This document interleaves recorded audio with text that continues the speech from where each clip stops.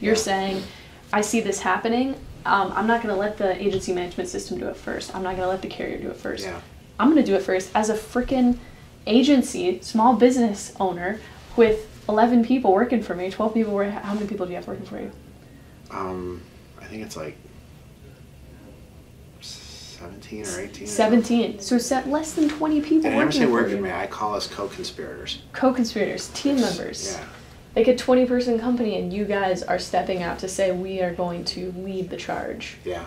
Can you talk a little bit about that? Because that's really, I don't think a lot of people think they can do that. So it takes one person, and I've seen it, so serving on the board of state associations, running an agency. I also own and run a network access provider, so I work with hundreds of agents. I mean, some days I'm a carrier, some days I'm an agent, some days I'm an association and thought leader.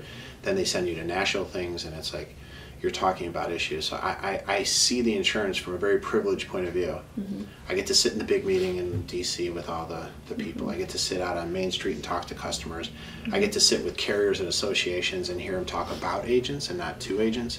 Right? So I get to, I've had the privilege, and it is a privilege to sit in a lot of rooms, and I get to see the industry from a very unique way. And what I just decided was, since I have that privilege, I have the responsibility then to do something about it.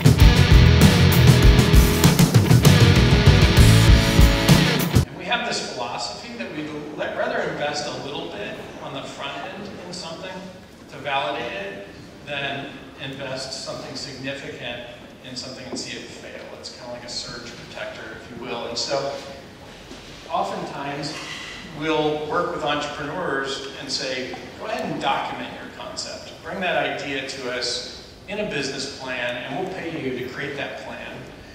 Or we'll flip it and say, we have an idea, and we'll go to the network of entrepreneurs that we have and say, we want you to explore this idea further and put it in a business plan for us, and we'll pay you to do that.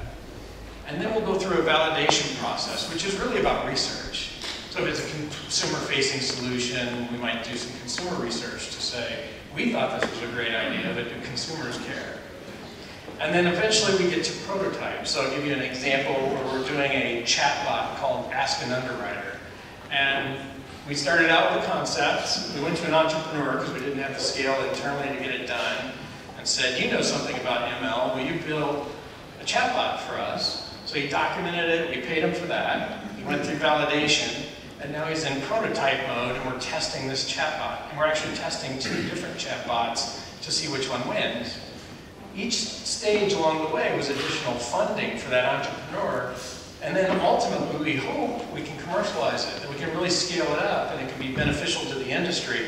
And if that happens, he'll retain 20% equity in the business. So it was our idea, we funded every stage, and he'll keep 20% of the equity in the business for making it happen, because we don't have the staff to do it, or the expertise.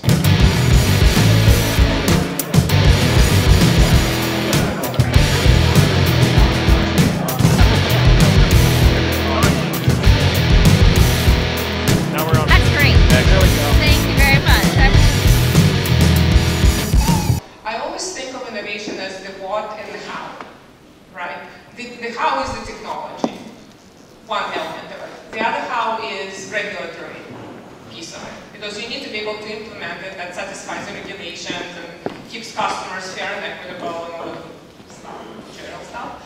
But the what is a question, right? And good ideas can come from outside of the insurance industry, but to SG's point, unless you know the problem you're trying to solve, it will not be particularly relevant to a company that you're solving it in. So Gartner's got something they call the hype curve, and I think you hear that in almost almost any industry. It's no different than insurance anywhere else. Is, you know, the AI and things like that. You get the big hype, it's going to solve world hunger, and then you actually have to execute against it. It takes a few years to figure out the business problems and figure it all out. So you've got the hype, and I think it's probably a good 3 years or 5 years after you hear the hype until it hits to go make the change. And so I think drones is one, and satellite imagery, you heard the hype a couple years ago, and now it's coming up out of the trough of disillusionment to something that's worthwhile. The ones that you're going to see longer term, so AI is one that's probably coming pretty soon.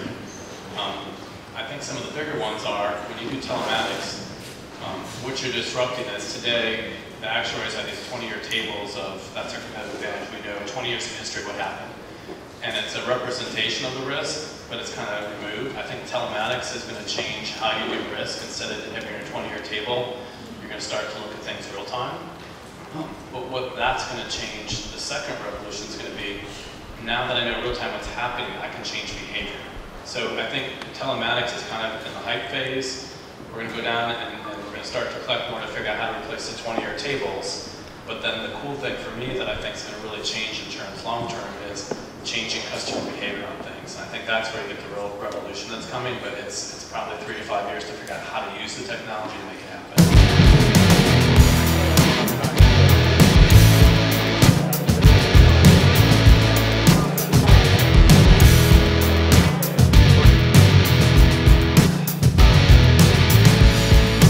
One thing that freaked me out, like you said you worked with Tony Blair before you came here? That's correct. That's like the dude, That- like that Tony that's- Blair? that's like the Tony not Blair. like just like another dude named Tony Blair? No. I was a senior advisor, so Okay. we worked on strategy and transformational initiatives for various countries. Carriers need to deliberately invest in innovation, not just to put 2 people somewhere Stick 'em in a to basement, think about yeah. it, but actually dedicate resources. And a lot of industry experts and innovation experts make a distinction between being a part of the mothership and having a separate Right. arm that actually can function differently, have different decision making, can have different speed of business, Right. and try and fail more often to get to the success. So it's kind of a lean startup idea. Right. How can you quickly iterate Yep. to get to the lowest cost idea that can be successful with the customer? And do you think the companies have the tolerance to kind of support that culture? A number of companies are already doing it very actively, Yeah. and those who are not, frankly, will be at a disadvantage.